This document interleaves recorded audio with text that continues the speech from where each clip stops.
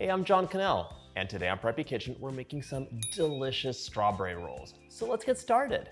First off, you want 1/2 cup or 120 mils of milk warmed up between 105 to 110 degrees. Warm, but not so hot that it'll kill the yeast. We're gonna add 1 teaspoon of sugar, it's a little food for the yeast, along with our active yeast. This step's really important. It's gonna wake the yeast up, make them nice and happy so they can get about to work. And if you see that this does not bubble up after about 5 minutes, start over. It's so important. The yeast have to be active for this to work. Otherwise, your bread will not leaven and the rolls will not be amazing at all. Give it a stir, and we're just gonna set this aside for a few minutes while we get the rest of the ingredients together.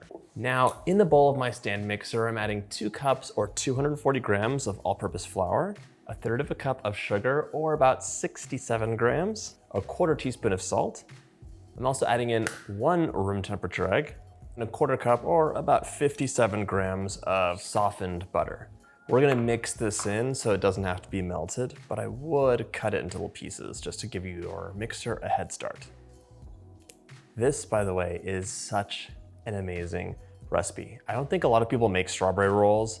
You can let me know in the comments if they're a favorite of yours though. But imagine the best cinnamon roll ever, except instead of cinnamon in the inside, it's strawberries. So good. Now you're gonna grab your mixer. I'm gonna use a mixer with a paddle attachment, then switch to a dough hook. However, if you have a hand mixer, they usually come with these little dough hook attachments, so you could just use the whisk at first to mix this in, and then the dough hooks for the dough part. You don't have to use a stand mixer. All right, my paddle attachment is on. We're gonna mix this up until we have a nice crumbly, crummy mixture. The butter is gonna wrap around some of the flour and protect it so that it doesn't have a lot of gluten forming, even though this is a leavened bread. So you're gonna have that amazing stretchy characteristic that you love with a melt in your mouth consistency. It's gonna be great.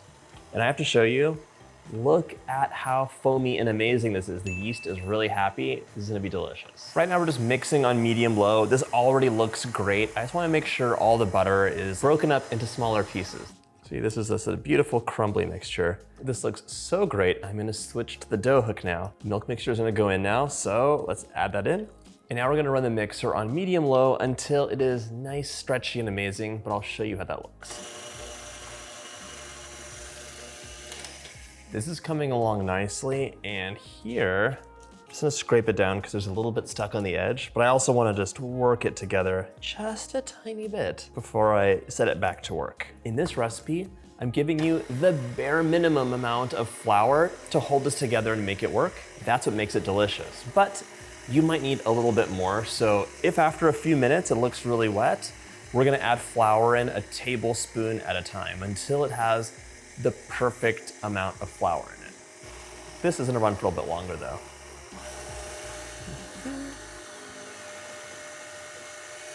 About 8 minutes later, let's check on this and see. With a clean, dry finger, you should be able to touch the dough and it'll be tacky but won't stick to your finger.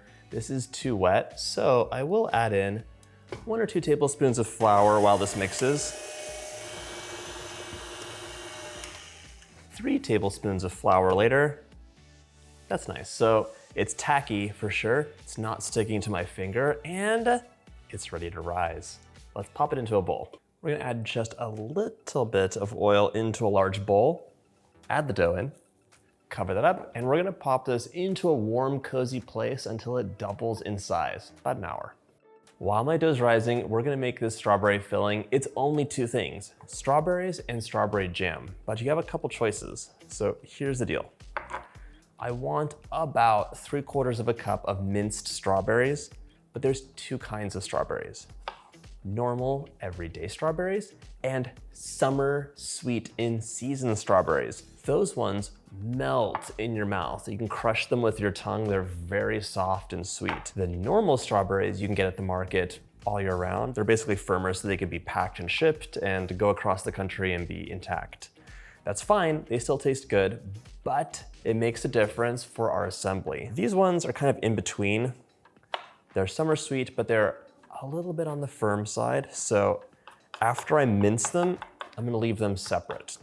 So we'll spread the jam on and sprinkle the strawberries on top. And by the way, if you're making these like in the dead of winter or you just can't get fresh strawberries, you could make this with just the strawberry jam. I would just increase the amount of jam, probably by half a cup.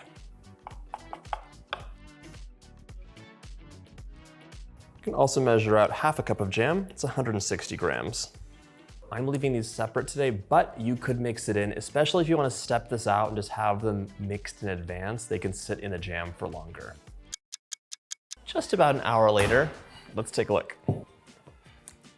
Beautiful. I'm gonna turn this out onto a lightly floured surface and we're gonna roll and shape. A little bit of flour for the top and my rolling pin, and this gets shaped into a 12 by 16 inch rectangle.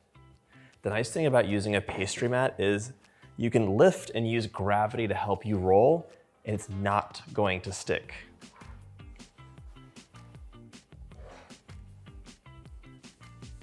Okay, let's take a look. Just about 12 by just about 16.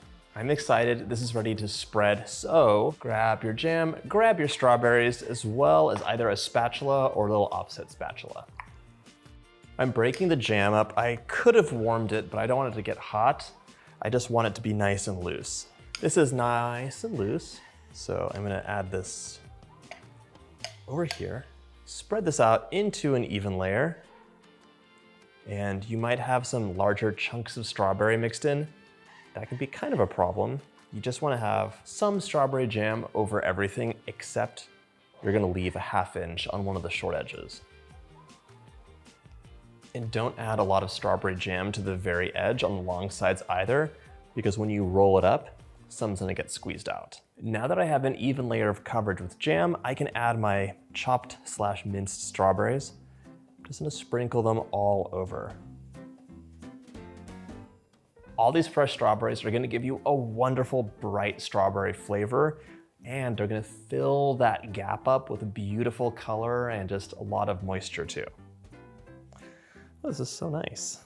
You're gonna roll this up. Don't be too tight. It should be nice and loose because there's a second rise and your roll needs space to expand.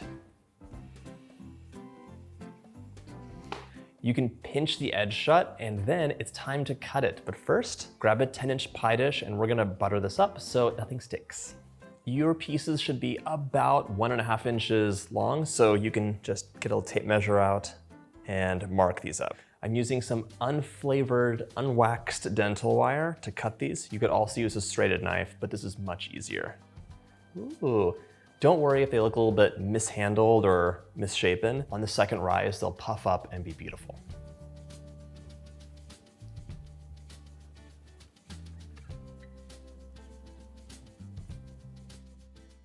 This one goes right here. And our last roll, oh dear.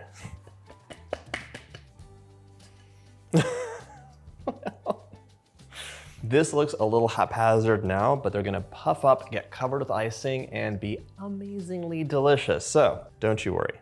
I'm gonna cover my rolls up just loosely so they don't dry up. And this is gonna go back into my warm, cozy place for 40 minutes, maybe 45. They'll be puffed and amazing. In the meantime, oven at 350 so it's nice and warm. My strawberry rolls are puffed and ready to go into the oven, 350 for 25 to 30 minutes. You'll see these are nice and golden brown. In you go. Out of the oven and just starting to cool. In the meantime, we're gonna make the most amazing cream cheese glaze with 2 ounces of room temperature cream cheese, 1 tablespoon of room temperature butter, and you can actually do this by hand because it's like very whiskable. ½ cup of powdered sugar in here.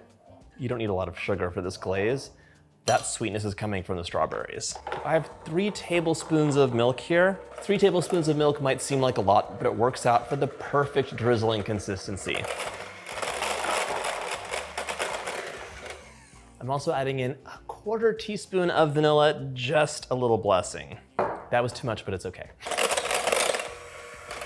Okay, that is perfect. Now we're gonna spoon, I would say about half of this right on to our rolls. You can leave a little bit exposed or cover them up completely. I like to have some more to spoon on as I serve. This smells amazing and it's pillowy soft. That is so nice and the opposite of a dry roll. It melts in your mouth and there's so much amazing strawberry flavor. I hope you get a chance to make this recipe, and if you like this video, check out my strawberry playlist.